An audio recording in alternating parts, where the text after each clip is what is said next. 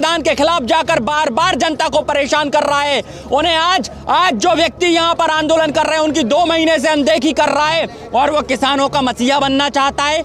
वो किसानों का दर्द कैसे समझ सकता है, जिसको एक बात ये समझ में नहीं आ रही भाई। अच्छा, हम तो कहते हैं चलो लाल किले पर अगर जो व्यक्ति चढ़ गया अच्छी बात है, आपको बड़ा दुख है तो आप जो हमारा फायदा करना चाहते हो कृषि कानूनों को देके मत करो, वापस ले लो कानून, मत दो हमें फायदा, हमारा ये नुकसान कर दो ना। क्यों हमें फायदा देना चाह रहे हो जबरदस्ती, जब हमको चाहिए ही नहीं यार?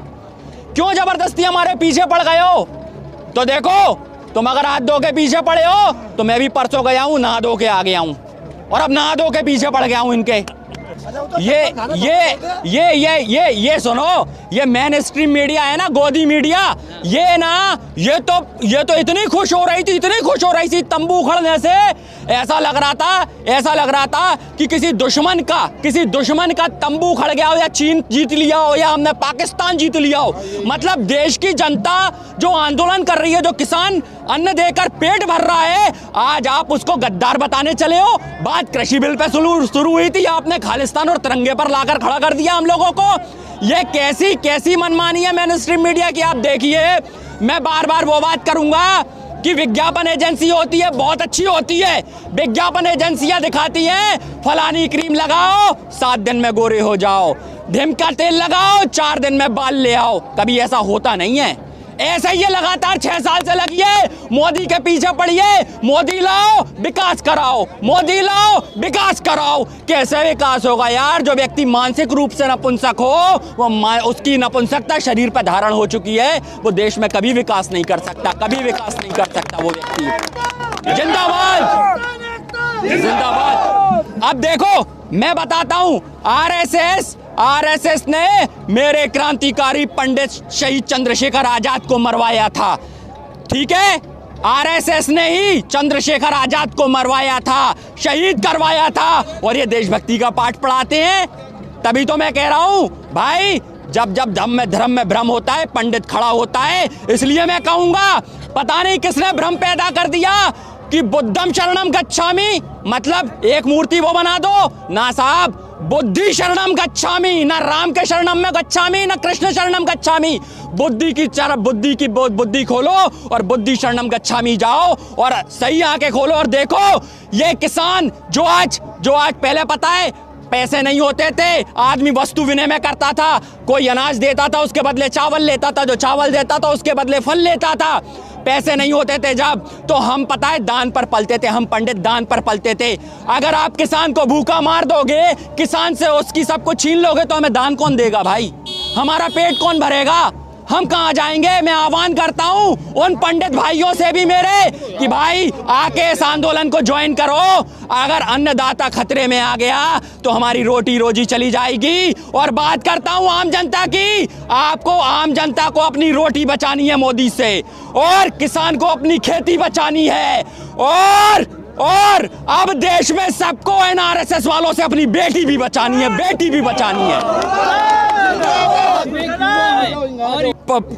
पोथी पढ़ जग मुआ, पंडित भया ना कोई, और 2.5 आखड़ प्रेम का पढ़े सो पंडित होई। कब प्रेम का वो अक्षर पढ़ेंगे? इंटरनेट बंद कर देने से आप दिल के तार बंद नहीं कर सकते। हमारे दिल के तार जुड़े हुए हैं, इसलिए सैलाब आ गया है। अगर ये चाहे कितनी भी दमनकारियां नीति अपना ले, तब मैं कहूंगा कि सरफरोशी की तमन्ना अब हमारे दिल में है। देखना है जोर कितना बाजुए कातिल में है। ये जो कातिल बाजू है ना इनकी, यही तो संवेदनशीलता नहीं दिखा रही। देखियो, मैं सही बताऊं, ये आंदोलन ना बहुत बड़ा आंदोलन है, और पिछले 6 सालों में एक आंदोलन सफल नहीं होने दिया। ये मानसिक रूप से चाहते हैं, अगर ये आंदोलन का दमन हो गया तो देश में इसके बाद लोकतंत्र नहीं बचेगा, कोई अपनी आवाज नहीं उठा पाएगा। इसलिए मैं देश के युवा से, देश की पूरी जनता से आह्वान करता हूं, इस आंदोलन को सफल बना लो, नहीं तो महंगाई की उस गर्त में चले जाओगे जहां आमदनी तो बची नहीं है, और महंगाई उस चरम पे होगी, और फिर किस धर्म के नाम पे लड़ोगे? तभी मैंने कहा था कि भूखा पेट आदमी को गद्दार बना देता है, बागी बना देता है। आप हमको भूखा रखना चाहते हो और फिर देशभक्ति की बातें करते हो, किस धर्म की बात करते हो? ये भ्रम मत डालो। तभी कहा है कि तन की हवस मन को गुनाहगार बना देती है, बाग को बीमार बना देती है। भूखे पेटों को देशभक्ति सिखाने वालों, भूख इंसान को गद्दार बना देती है।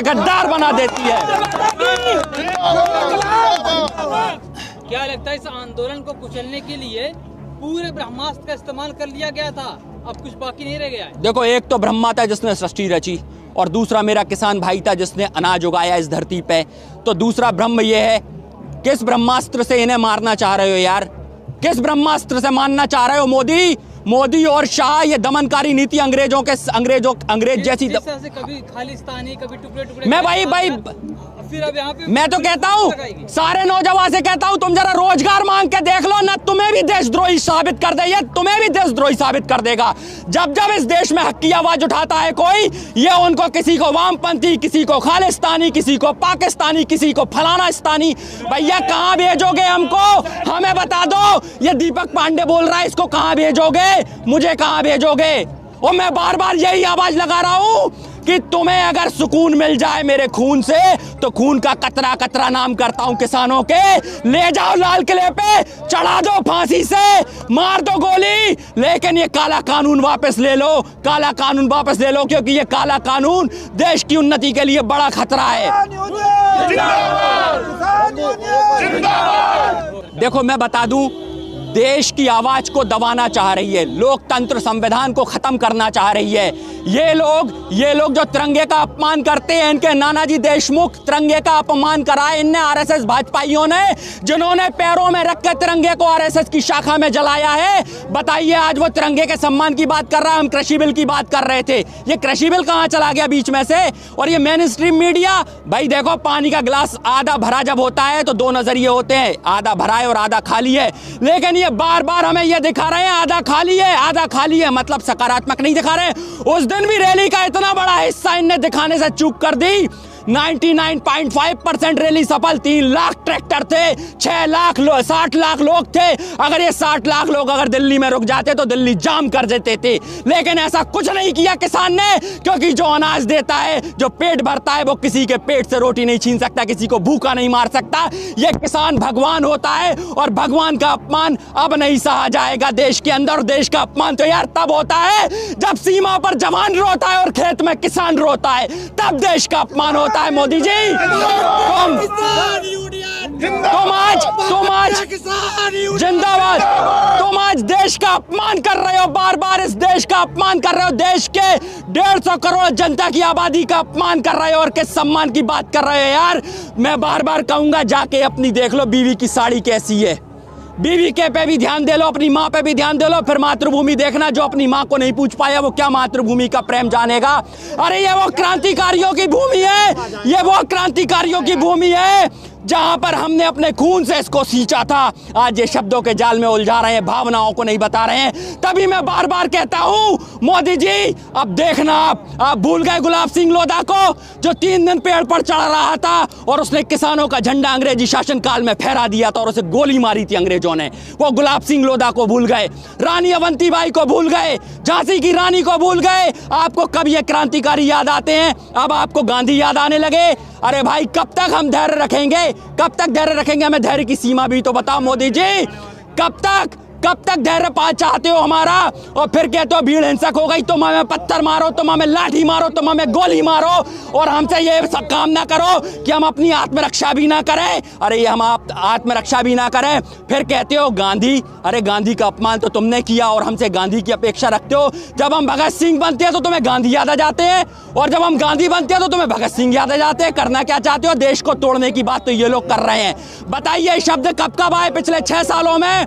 पिछले 6 सालों में धर्म का ही मुद्दा तो बार बार आया है, और आज आपने पूरे देश को धर्म के नाम पे भ्रम में डाल दिया है। आप शिक्षा पे बात करो ना, कि ये देश की अनिवार्य चीज शिक्षा है, उसका सरकारीकरण करो। आप क्या कहते हैं? स्वास्थ्य का सरकारीकरण करो। कोरोना काल में सरकारी अस्पताल देश के काम आए थे, निजी अस्पताल नहीं आए थे। स्वास्थ्य की बात करो, संरक्षण की बात करो, रोजगार की बात करो। इनकी बातें तो नहीं कर रहे। लघु कुटीर उद्योग तक तो आपने बंद करवा दिए। नोटबंदी, जीएसटी के फायदे बता नहीं पाए, आज कृषि कानून के फायदे बताने चले हो। भाई मेरे, बार बार मैं यही बात करूंगा कि मोदी जी को ये कृषि कानून वापस लेना होगा और मेन स्ट्रीम मीडिया को अपना जमीर जगाना होगा।